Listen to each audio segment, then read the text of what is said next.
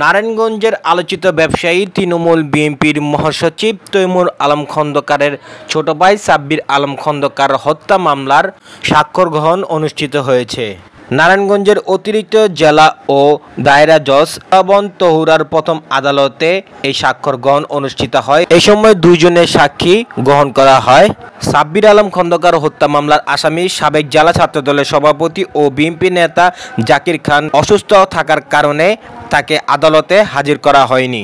জাকির খানকে আদালতে হাজির না করার কারণে জাকির খান মুক্তি পরিষদের পক্ষ থেকে একটি বিক্ষোভ মিছিল বের করা হয়। বিক্ষোভ মিছিলটি আদালত চত্বর থেকে নারায়ণগঞ্জের বিভিন্ন স্থান প্রদক্ষিণ করে ২ নং রেলগেটে অবস্থিত নারায়ণগঞ্জ মহানগর বিএনপি কার্যালয়ের সামনে এসে সংক্ষিপ্ত সমাবেশের মধ্য দিয়ে শেষ করা হয় বিক্ষোভ মিছিলটি। আপনারা নারায়ণগঞ্জের নয়নের মণি, নারায়ণগঞ্জের কৃতি সন্তান, নারায়ণগঞ্জের মা মাটি মানুষের পক্ষের নেতা জননেতা জনাব জাকির খানের ওই হাজিরা উপলক্ষে আজকে সকাল থেকে অনেক কষ্ট করে শত হাজার নেতা কর্মীরা আপনারা আদালত পাড়ায় ভিড় করেছেন। আপনারা জানেন নারায়ণগঞ্জের আদর্শ বাস্তবায়ন করার জন্য যে নেতা দীর্ঘ ছাত্র থেকে আন্দোলন শুরু করে বিএনপিতে সে একটি জায়গা অর্জন করেছিল, সেই নামটি হচ্ছে জনাব জাকির খান। সেই জাকির খান আজকে কারাবন্দী হয়ে আছে। আজকে তার হাজিরা দিয়েছে, সেই হাজিরা আজকে 2 জন সাক্ষী দিয়েছে। সেই সাক্ষীতে আজকে তারাই বলছে বিকেএমের নাকি কর্মচারী, সেও সাক্ষী দিয়েছে যে জাকির খানকে তারা চিনে না বা কখনো জাকির খানকে দেখেনি।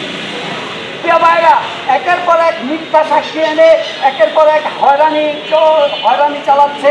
তাই আমি যারাই বিএনপির সাথে বেইমানি করেছে, মিথ্যাচারি করেছে, তাদেরকে আমি হুঁশিয়ার করে বলতে চাই, আপনাদের দিন এখন নাই। জনাব তারেক রহমান দেশনেত্রী বেগম খালেদা জিয়া একসময় আপনাদেরকে অনেক সুযোগ সুবিধা দিয়েছিল। সেই সুযোগ সুবিধায় আপনারা ভোগ করে অনেক বিআরটিসির চেয়ারম্যান হয়েছেন, এখান থেকে অনেক কোটি কোটি টাকা অর্জন করেছিলেন।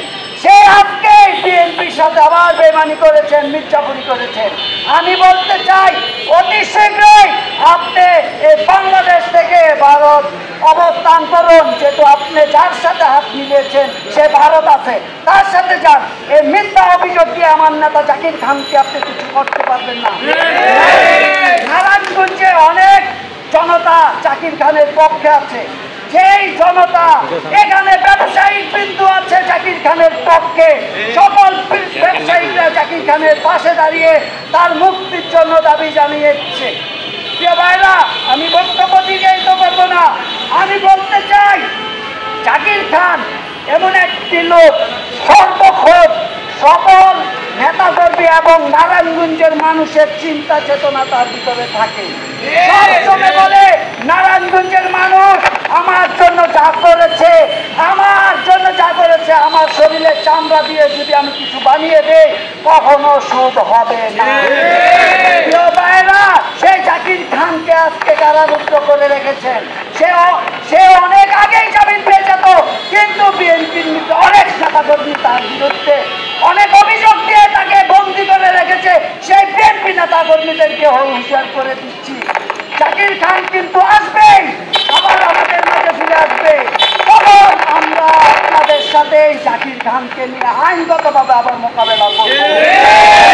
বক্তব্য এখানে শেষ করে আমি আমার নেতার মুক্তি দাবি জানিয়ে আমি সকলকে আমার নেতা জাকির খানের পক্ষ থেকে ধন্যবাদ জানিয়ে আমার বক্তব্য শেষ করলাম। খোদা হাফেজ। বাংলাদেশ পারিবারিক দ্বন্দ্ব, সে নিজে হত্যা করায় এই সাব্বির আলম খন্দকারকে যখন হত্যা করায় তখন তৈমুর আলম খন্দকার বাড়িতে তার বাহিনী নিয়ে বসা ছিল, আর এই সন্ত্রাসীদের খুন করতে এই তার বাড়িতে পাঠিয়েছিল। সংগ্রামী ভাইয়েরা, আপনারা জানেন এই তৈমুর কত নিকৃষ্ট ব্যক্তি।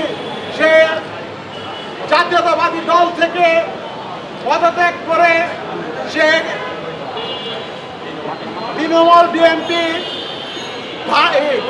পাটের শীষ নিয়ে আমাদের নেত্রী বেগম খালেদা জিয়া, আমাদের চেয়ারপারসন তারেক রহমানের নামে কত কথা বলেছে। মধ্যে একজন সাক্ষীও এই পর্যন্ত খান সাহেবের কোনো নাম উল্লেখ করেননি, বা তার সাথে যারা আসামি ছিল তাদের কোনো নাম উল্লেখ করেনি। ভাইরা আমার, আপনারা আপনাদের কাছে, সাংবাদিক ভাইদের কাছে আমার একটাই অনুরোধ, জাকির খান সাহেব কোন ধরনের লোক এটা আপনারা জানেন।